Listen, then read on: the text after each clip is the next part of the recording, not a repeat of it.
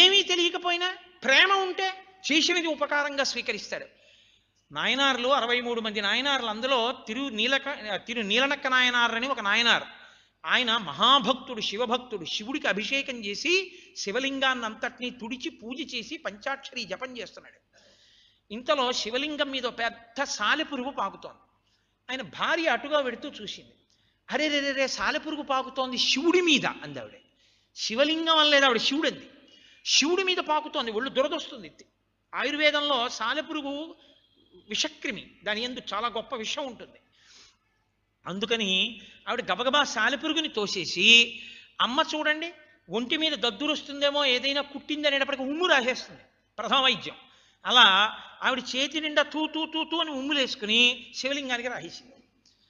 ఆ తిరు నీలనక్క నాయనార్ కళ్ళు తెరిచి చూశాడు. ఆవిడ తూ తూ అంటే ఏం చేస్తోందని ఆవిడ శివలింగానికి రాసేసింది. ఆయనకి ఎక్కడ లేని ఆగ్రహం వచ్చింది.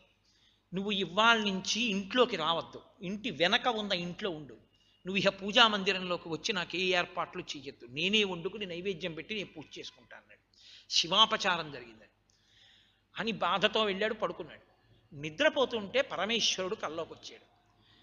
నాయనార్ చూసావా, నా ఒళ్ళంతా చూసావా, సాలెపురుగు నువ్వు కళ్ళు మూసుకొని పంచాక్షరీ జపం చేశావు, నా ఒళ్ళంతా పాకింది, నా ఒళ్ళంతా దద్దుర్లు వచ్చాయి. నాకెక్కడ దద్దుర్లు రాలేదో తెలుసా?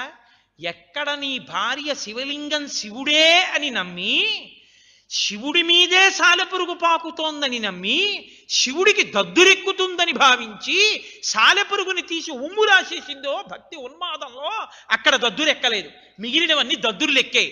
నీకు కష్టం అనిపించింది, నాకు ఆవిడ భక్తి కనపడింది, వెళ్ళి నీ భార్య కాళ్ళ మీద పడి తీసుకురా అన్నాడు. శివుడికి క్షమార్పణ చెప్పి తిరు నీలనక్క నాయనార్ భార్య కాళ్ళ మీద పడి ఇంట్లోకి తీసుకొచ్చాడు. ఆయనకి కావలసింది ప్రేమ ఉంటే ఉపచారంతో సంబంధం లేదు. ఉపచారాలు ఇన్ని చేసి ప్రేమ లేకపోతే ఆయనకు అక్కర్లేదు. ఇది గమనించకపోతే, జీవితంలో ఎప్పటికీ తెలియకపోతే జడమతి.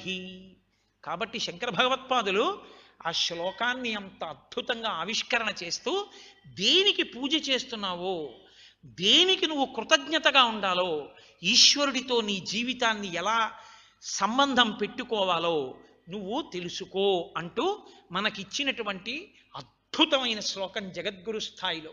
దాన్ని అర్థం చేసుకున్ననాడు శంకరాచార్యుల వారి యొక్క అనుగ్రహ రూపంగా మనకి ఆ జడత్వం పోయి పరమేశ్వరుణ్ణి నిండు మనసుతో ఆరాధించి ఆయనతో అనుబంధాన్ని ఏర్పరచుకొని తరించగలిగిన శక్తి వస్తుంది. మనం 5 అడుగులేస్తే ఈశ్వరుడు 100 అడుగులు